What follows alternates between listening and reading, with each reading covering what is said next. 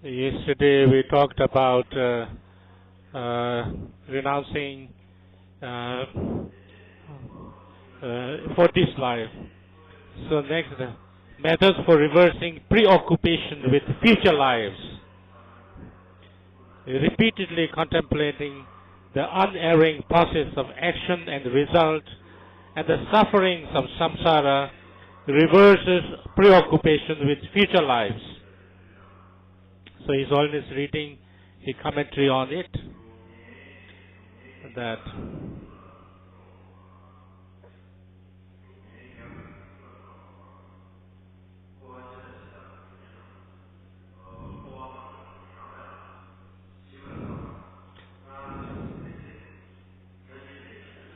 so if we look at the hundreds of different sufferings that we have in samsara, then we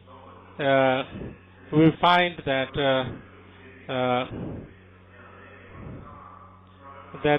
there is no real peace or happiness in the samsara.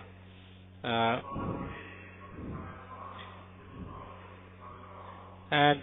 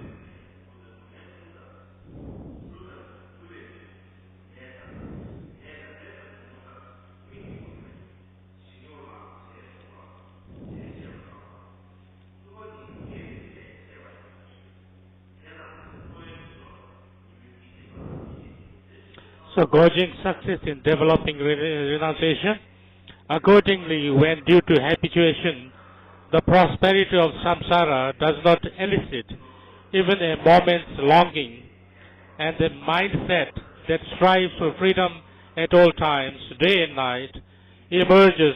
At that point, renunciation has indeed arisen.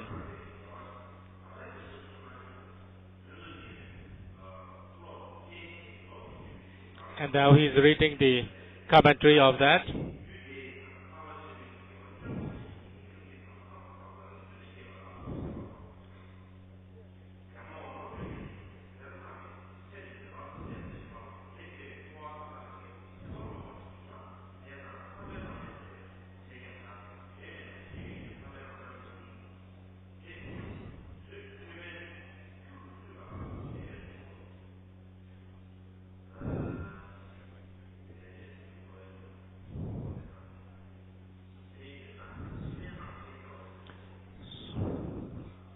So now to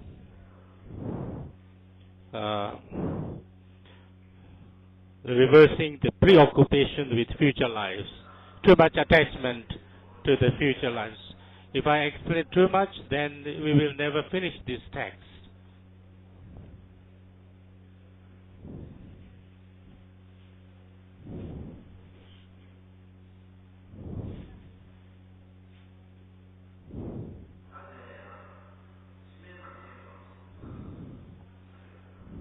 Reversing the preoccupation with future lives means attachment to the future lives. First, we have gone through the precious human life and uncertainty of death. Then we have to think about the karma that the unerring process of action and result, or unerring process of karma, karmic results, and then suffering of the samsara. We have to reflect on those.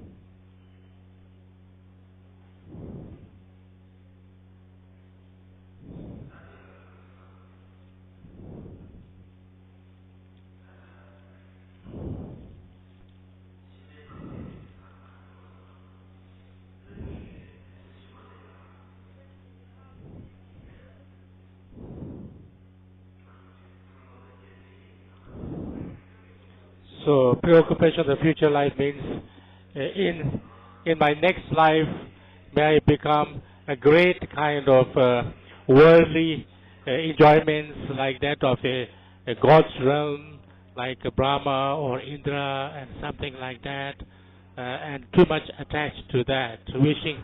That's preoccupation of future lives. Some people we don't have any intention to work for the benefit of other beings, but if I get a life for the birth in a pure realm, then maybe also a little bit I'm preoccupation of future lives, a little bit too much preoccupied to be reborn into pure lives. Then I will have no problem, I will have no suffering. That also in a indirect way is preoccupation of future lives, because if you don't have intention to work for the benefit of other beings, then it can also be a little bit preoccupation with future life. Some great masters talk about that also.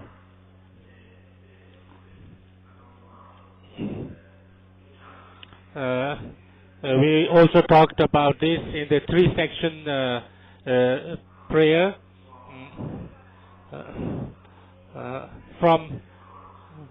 So we have taken all kinds of life forms from the beginningless time till now. and in those lifetimes we have done some negative deeds also. So we put all those negative deeds, negative karma together, and in one. If it has a form, it will not be. There will be no enough space in the sky. So therefore, if you don't purify that, if you don't let them go, if you just leave it like that, then it will not. It will not kind of just finish by its own. The negative results of the negative karma will not just end by itself. So we need to do something about that. We need to purify it. Otherwise, it will not just finish or automatically dissolve.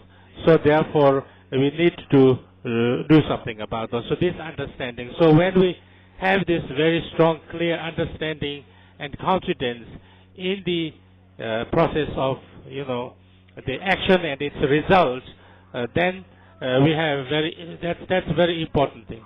It's not just that we have confidence or we believe in that, but we have to put this in action.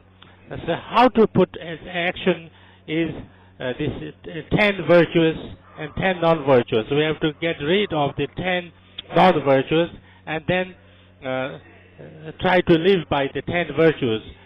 So it is usually said that the most general Buddhist practice or the Dharma practice is that we try to work on these 10 virtues.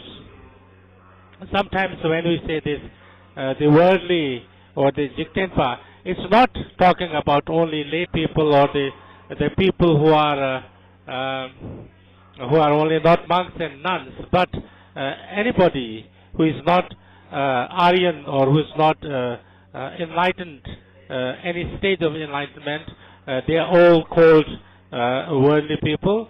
So all of us samsaric people have to practice this.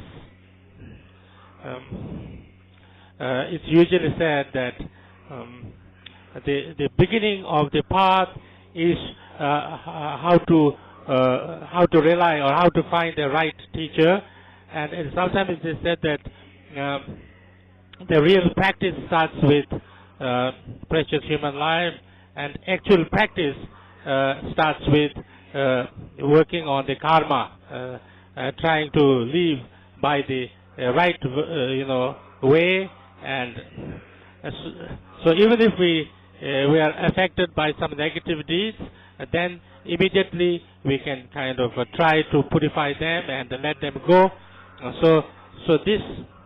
That's why it is said that repeatedly contemplating the unerring process of action, the results, and the suffering of samsara reverses preoccupation with future life. It's not just thinking about karma, but we also have to think about the suffering of the samsara, and as long as we are in samsara, then we have no true peace. As from the most lower, three more lower realms till to the highest samsaric level of being, like heaven's realm, there is no true freedom. It's always unfree. If you really understand it deeply, then you are not attached to any kind of worldly life, however good it may be. It will not attract us or distract us, or we will not be attached to it. So therefore, even in Demon, the prayer for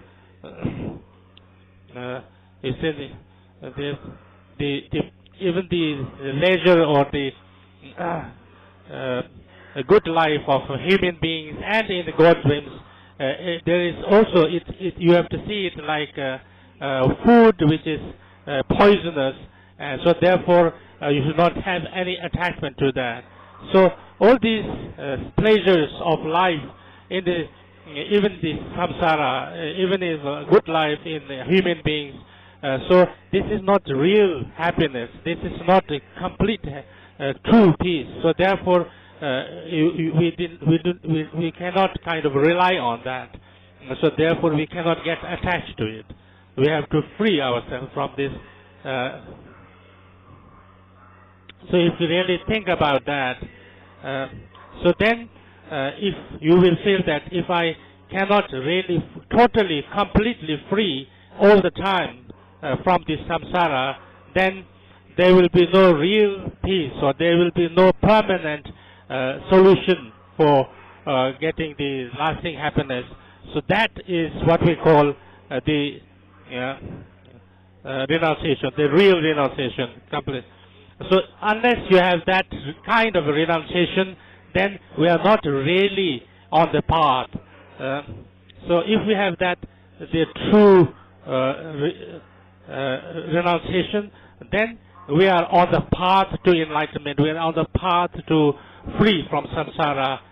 So therefore, then it's the real path for liberation.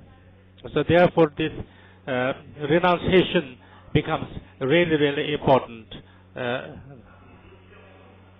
The real kind of renunciation, the true renunciation, is something that has to have effortlessly having this. So if you talk about it too much, maybe it's different, but it really has to come from the heart. It's not just from a concept, but really from the deep, from your heart, you have some of this understanding that unless you are, you're free from samsara. So if you have that, then you are on the first path, what we call is accumulation path. So that's also when you are Mahayana or not. That depends on when if the true aspiration that I would like to bring all the sentient beings to enlightenment or to complete happiness. So when that happens, then you have become a real bodhisattva. So it's not just talking or just having concept, but it has to happen at the deep depth of your heart. You have to feel it. You have to really experience it. So if that kind of experience doesn't happen, then the pure Dharma, the complete, genuine Dharma practice does not happen. So therefore, sometimes we do lots of things and we do lots of Dharma practices or Dharma activities, but it doesn't become a true Dharma practice, true on the path, because we don't have this understanding or experience, feeling of renunciation. If you say very simply, the samsara is. So if you talk too much about samsara, maybe people will not understand. Maybe people don't understand karma. The karma means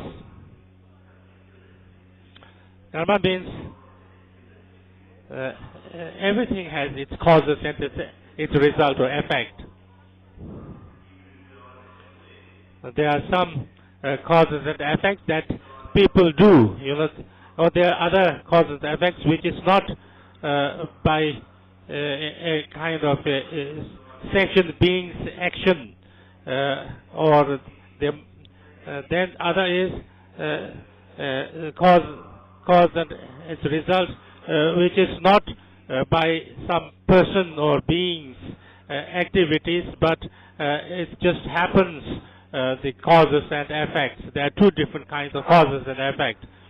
So when we talk about karma, we are only talking about those beings who do something, some actions with effort, and then it has its reactions or its result.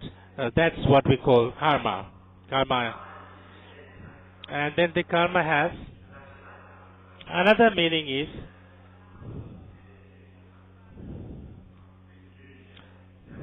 there is some kind of there is some relationship, dependence of different among the people.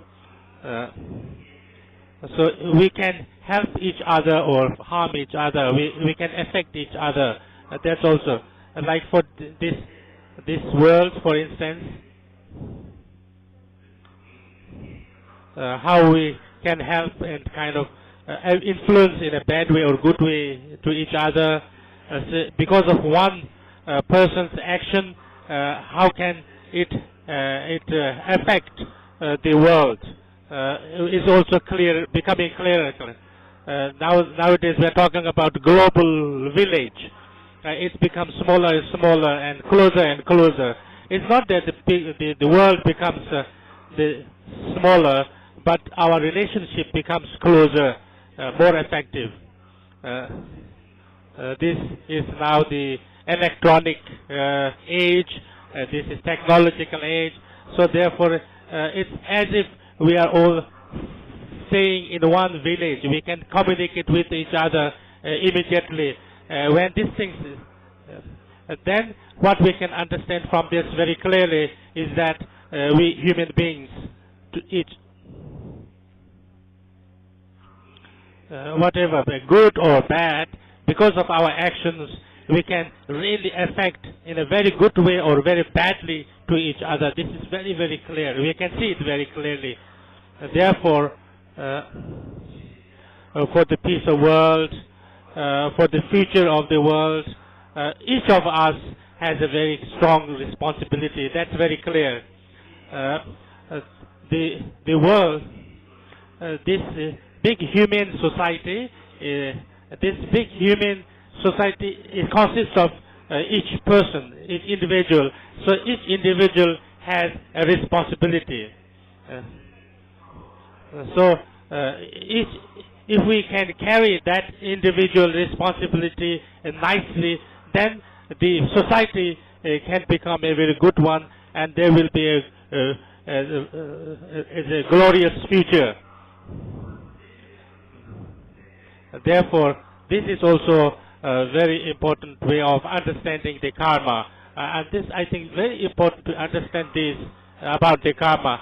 If I don't take the responsibility myself, and then if I think there should be peace in the world, there should be happiness in the world, everybody should be happy, then it doesn't work. So each one of us have to carry the responsibility. If we can't carry that responsibility, just talking about or just thinking about that there should be peace, there should be well-being, it cannot happen.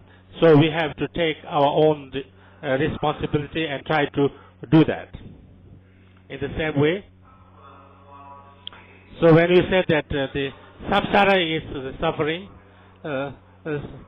some people can understand it well and some people may not understand. If you talk about it simply, we are human beings. Since the human beings started, maybe a few 100,000 years happened. That's what scientists say.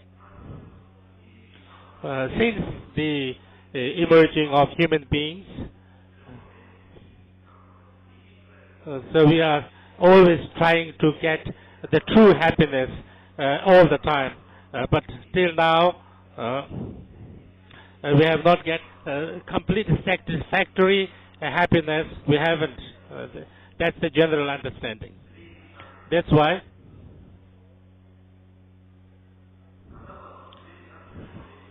so since we could not get the true happiness, the real happiness till now, why we didn't get it? Is it because there is nothing like that? There is no real happiness we can get, or we didn't know how to get that? So this we have to think about. All the religions, especially Buddhism, talks about the real happiness, the true, the unchanging happiness, the happiness without suffering. We can get that. Everybody can get it, but because we don't know how to get that, that's why it's very important to know the method how to attain that. Then how to understand that? The method to attain this complete happiness, although everything that we do, we think is actually a method to bring happiness. Especially in 21st century, everybody has become much busier. We are kind of running after time. We are running after technology. We are completely, tired and exhausted, both our body and mind. But what actually we have achieved? So we are always trying to find the way to bring the great happiness, but we have not been able to. We become even more unhappy, or even more what we think or what we feel is the method to bring the true happiness or true joy to our life. It is not really bringing the true happiness or real satisfaction. So this becomes very clear. So therefore, now we have to really make efforts to search what is the real method to bring this true happiness. So what Dharma says about this, what Dharma says, what is the true, so they say that this true happiness cannot come from outside world or outer things. Some people think that the real happiness is if you have lots of money, if you have a very nice house, a very good car, then we will get happiness. Then we will have lots of happiness, and that's what the people think. And those people who have money, those who have a house, those who have cars, they are not really happy necessarily. So therefore, the only outside things or outer things cannot bring the true happiness. Then what to do? The real happiness is something that we have to find from within our mind, within ourselves. So I've already talked about a kind of a story. Maybe I'll tell you an old story again. I've told it before also. Maybe I have only one story to tell.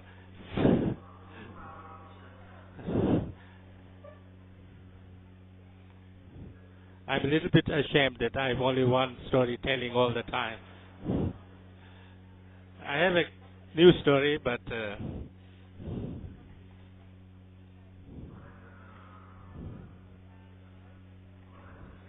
maybe I can say. Once there was a rich person. This rich person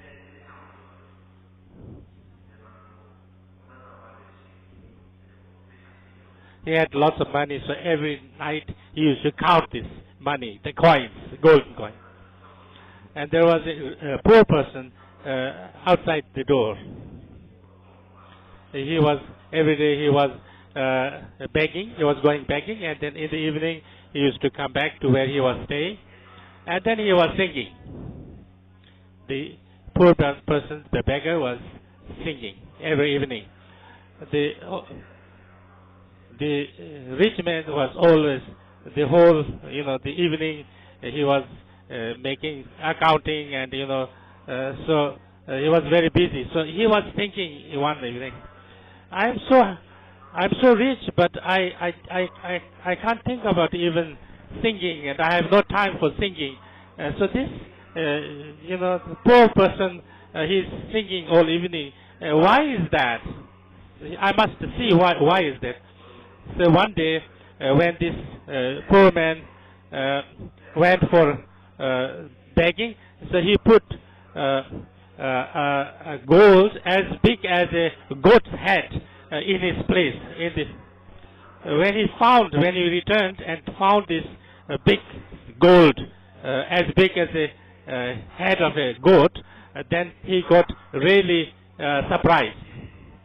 So he thought that maybe somebody left it there and then left it and forgot about it, and then tomorrow maybe I have to give it back.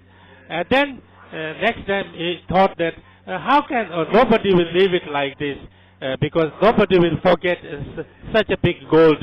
But maybe then he thought maybe the God gave it to me because God saw that I was poor, and so therefore he was kind to me and he wanted to help me. So tomorrow I am going to sell this, and I would like to buy a house and buy this and buy that. So he forgot about thinking that evening. So the rich person was looking from his window and watching what he was doing. So as soon as he got the gold, so he stopped thinking that night. Then he thought, oh, now I understand. That wealth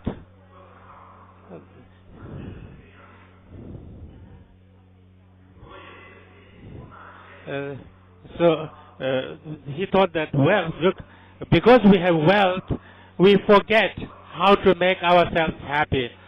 Actually, we try to get wealth in order to bring happiness, but we are so busy trying to get money that we actually forget to make things that will make us happy.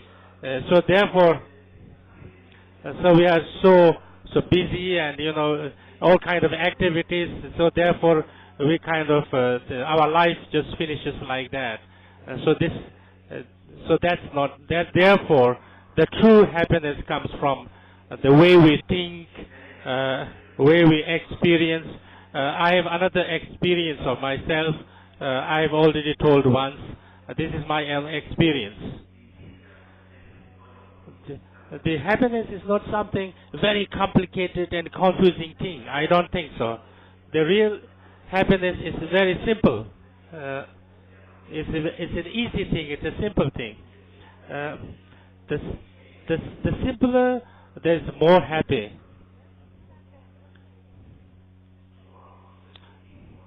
The more happiness, the more peace I feel. We feel that the happiness has to come with lots of things, you know, like through lots of efforts and something that we didn't have before, then we get something new. So that's what we think. We think that what we already have is useless, is not very worth, it doesn't have any meaning. So we think like that. But it's not like that. The real happiness is something that we already have, which we didn't understand was so important, so worthwhile, so useful, and then to recognize that. It's not that we have to get something new that we didn't have before. That's not like that. That's, I think, I got real confidence that the happiness is something that to recognize what we all already have. Once I was just going around the monastery, then there was a good weather.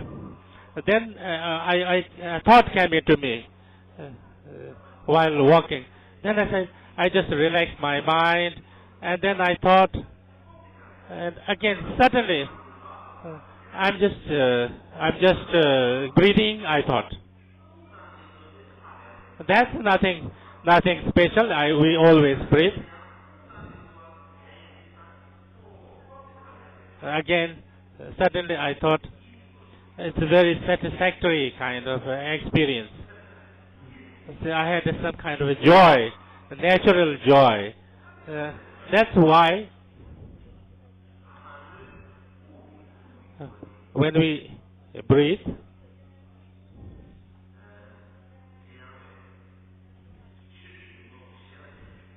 that is based on something outside. So according to the scientists, the oxygen is coming from the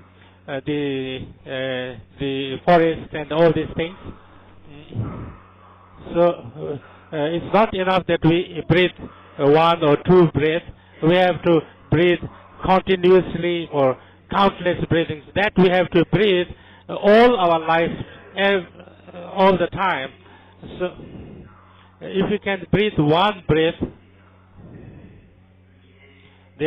just one breath needs to have lots of causes and conditions. So this has to come from the trees and all kind of things. There are lots of process that this oxygen happens, thousands of causes and conditions, and then I can breathe. So that breath is not simple. It's many different kind of right conditions have to happen, but that without any of my efforts, it just naturally happen, then it's really surprising. It's wonderful that I'm alive now and I can breathe easily. It's something wonderful, something that I have to be very joyful about, that I have to really enjoy it. That I think. If I have to create this oxygen, it's very difficult.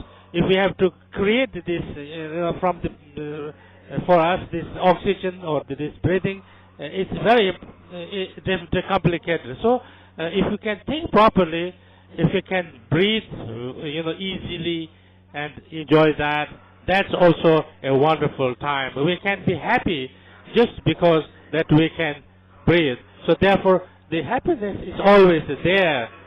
It's not something we already have. It's not that something we have to get that we don't have.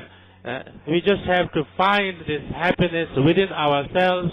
That is all. We just need to recognize this. We just need to allow ourselves to feel that.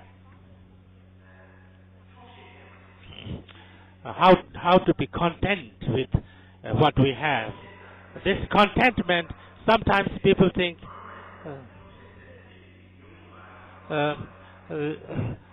it's not that the contentment is not that we have to only something limited.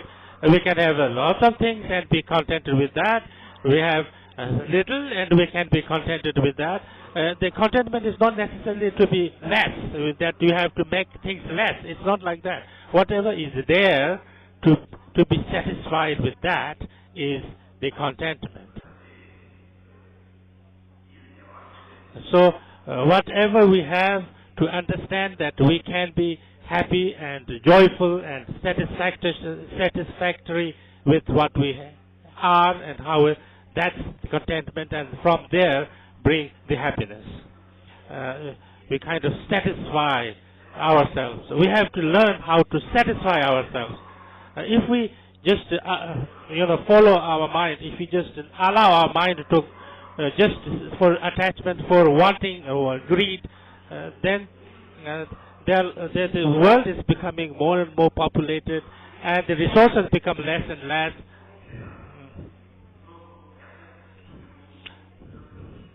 99% of things that we kind of use comes from the natural resources, and our greed has no end. So that endless greed kind of eat up or use the resources of the world, which has an end, then it is not good. We have to think about the future generations. We have to think about our own future life, our own life in the future. So therefore, we have to understand this. Let us, how much the drinking water is so important. But some places now that drinking water has become very scarce and have lots of difficulties. So we have to think again. When we drink water, use water, we have to think how much difficulties in some countries in Africa and other places. I've heard that some people have to drink a cow's urine.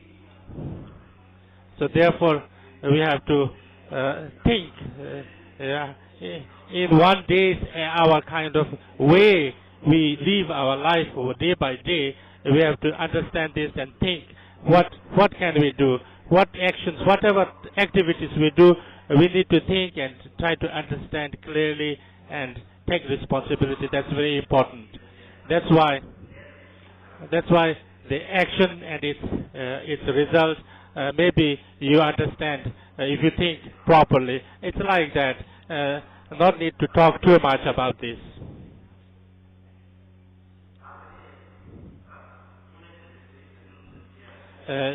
Actually, I was supposed to talk about bodhicitta, but maybe it's okay not to talk about bodhicitta. Maybe tomorrow I'll talk about bodhicitta.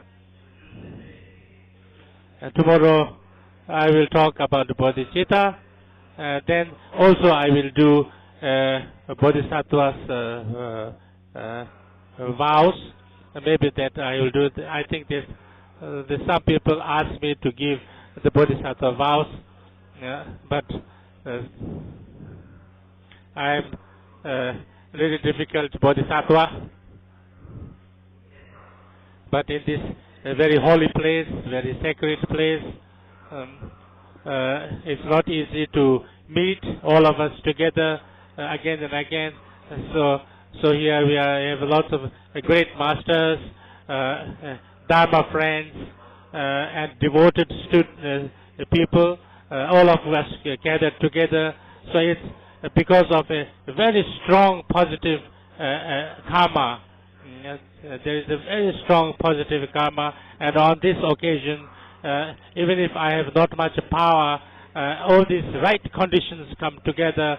So because of these, conditions and these objects coming together, so if you can generate a little bit of Bodhisattva's aspirations, there is lots of opportunity, and there is lots of hope, and there is lots of right conditions.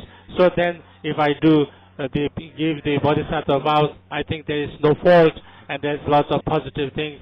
So therefore, tomorrow I will talk about the aspirations of Bodhisattva, and then I have to talk about the emptiness. Then I'll see how to do. I have one difficulties.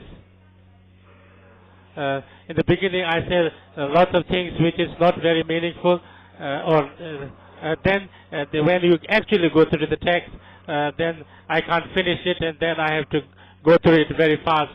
That's usually my way of teaching, and it's a problem. I have to maybe make what I have to say a little less, and the text that great masters have written, if I take more time to dwell on them, it would be much better.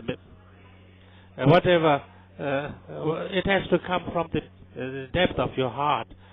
That is, I think, very important. Otherwise,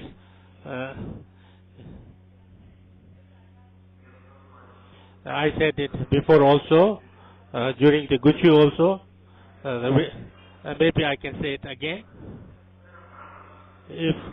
If I take myself an example, so here maybe they are great Bodhisattvas, maybe they are great Vajracharyas. So if I can think about myself, I can't think about others. I cannot talk about others. When I was small, I was born in a Buddhist family. My father, mother were very devoted to Buddhism. If I compare myself with them, there is nothing to compare. They are much more dedicated and much more devotion. And all the people around, my neighbors, are very devoted. So I was born in that environment. And then I grew up, and then I got this name of Karmapa, and I stayed in the monastery. Then my teachers, kind of for 24 hours, we stayed together 24 hours. So I have no place to move around. And all my attendants, all my helpers, they were kind of better lamas, good conduct, So when I arrived in India also, and then my real kind of lineage masters, or other lamas, the real qualified teachers I've met, I had the time to study with them. Then I am really Buddhist. I have nothing to. I don't have to. I am real Buddhist. There is nothing to talk about that. Now I say that I am Buddhist. That's because there are lots of reasons. There are lots of. Yeah. from others' point of view. So if you say, are you a really good person? Then I don't know, you know.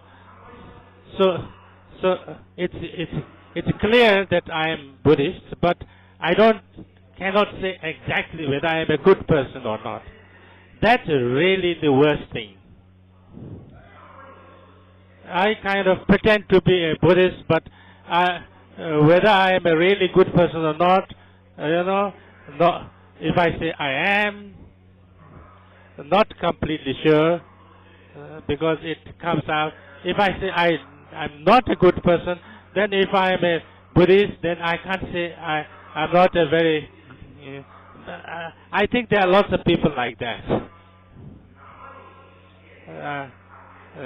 You make sure that I am a Buddhist, then I'm not sure whether I am a really good person.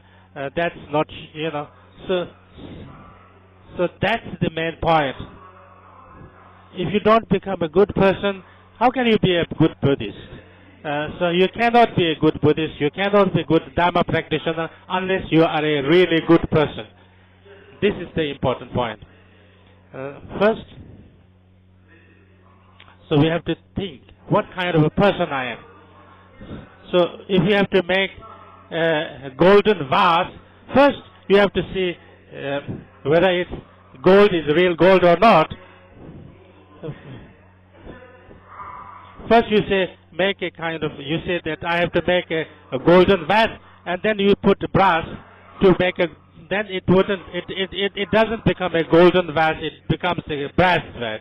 So therefore, to really become a good Buddhist, you have to become a good person. You know, because in order to become a good Buddhist, you have to be a good human being, and a good human being is the basis of being a Buddhist. So that's the wrong view. So that's why, to really trying to become a good person with good intentions and aspirations, not too much thought, not too much anger and hatred. It doesn't mean that you never get angry. That's okay, but you know, a little bit lessen our anger and hatred and jealousy and you know too much greed, less. So if you are like that, if you become a good person, whether you claim to be a Buddhist or not, you are actually a Dharma practitioner. You don't have to do other complicated things.